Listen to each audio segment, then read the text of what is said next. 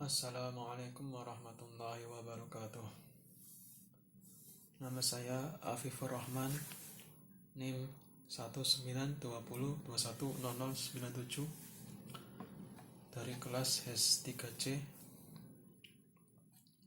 Dalam kesempatan kali ini, saya akan mempresentasikan sebuah materi tentang etikat baik dalam perikatan. Secara definisi, etikat baik merupakan gagasan yang dipakai untuk menghindari tindakan etikat buruk dan ketidakjujuran yang mungkin dilakukan oleh salah satu pihak, baik dalam pembuatan maupun pelaksanaan perjanjian. Asas etikat baik dipandang asas yang paling penting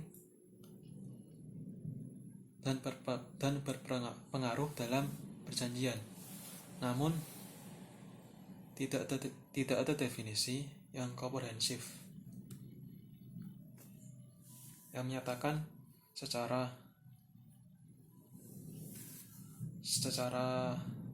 terstruktur mengenai apa itu etikat baik.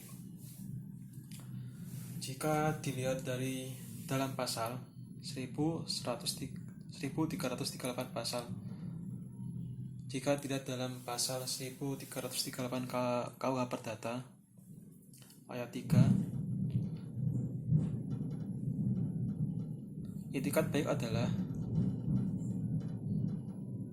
perjanjian harus berjalan dengan mengindahkan norma-norma kepatutan dan kesusilaan, yang artinya pelaksanaan perjanjian tersebut harus berada di atas rel yang benar, yang berarti harus mengindahkan norma-norma kepatutan dan kesusilaan.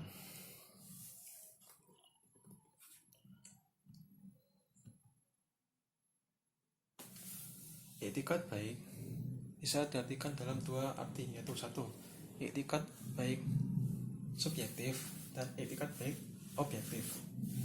Dalam etikat baik subjektif,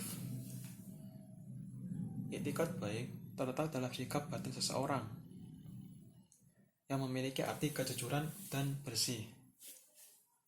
Menurut Wirjono Prodjodikoro, memahami etikat baik dalam subjektif sebagai etikat baik yang ada pada waktu mulai berlakunya sampai hubungan hukum. Sedangkan etikat baik objektif merupakan perjanjian yang dibuat mesti dilaksanakan dengan mengindahkan norma-norma kepatutan dan kesusilaan. Dalam melaksanakan tindakan etikat baik harus berjalan dalam sanubari seseorang,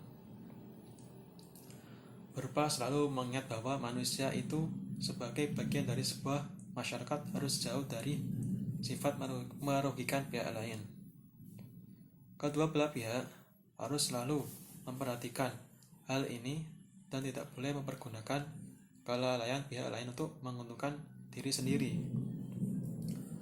Dengan kata lain, etikat baik ini melaksanakan hak dan kewajiban pada hubungan hukum bersifat dinamis, sedangkan sifat dari kejujuran pada waktu mulai berlakunya hubungan hukum lebih ke statis. Etikat dalam BW.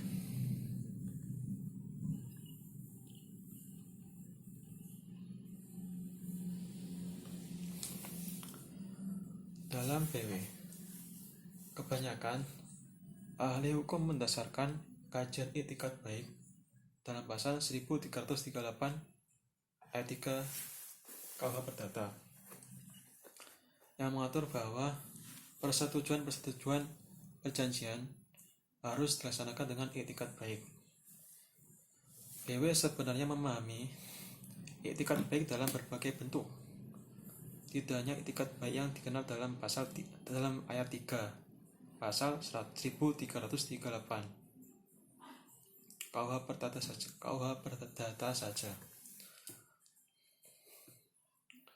Pasal 1338 BW memberikan kekuasaan pada hakim untuk mengawasi pelaksanaan dan suatu perjanjian agar jangan sampai pelaksanaan itu melanggar kepatutan dan keadilan.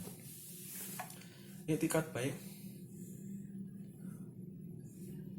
dalam arti kepatutan itu dipergunakan pula dalam pasal 1339 BW yang berbunyi, suatu perjanjian tidak hanya mengikat untuk hal-hal yang dengan tegas dinyatakan di dalamnya,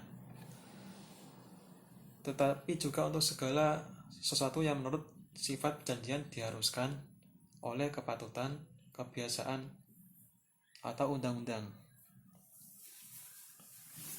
Selanjutnya, contoh penerapan etikat baik dalam kehidupan sosial.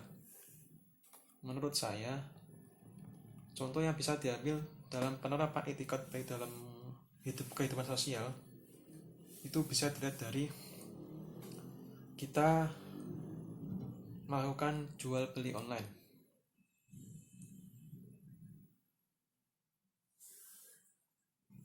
Dalam kegiatan ini, peranan asas etikat baik sangatlah dibutuhkan dan sangatlah penting. Di dalam proses pembuatan sebuah perjanjian, termasuk perjanjian jual beli online atau transaksi elektronik, haruslah didasari dengan etikat baik dari masing-masing pihak di dalam perjanjian tersebut, baik dari pihak pelaku bisnis online maupun pihak konsumen. Asas etikat baik menjadi penting dalam pembuatan suatu perjanjian jual beli online. Kenapa? Karena pada dasarnya pihak konsumen harus mendapatkan informasi yang jelas sejelas-jelasnya sesuai dengan kualifikasi barang yang diperjualbelikan tersebut.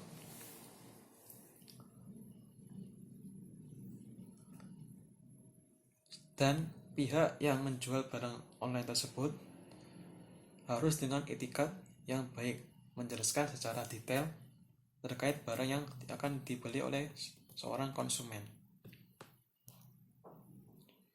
Mungkin cukup sekian dari presentasi saya, kurang lebihnya, dan bila ada kekurangan dan kesalahan ataupun kelancaran, saya mohon maaf.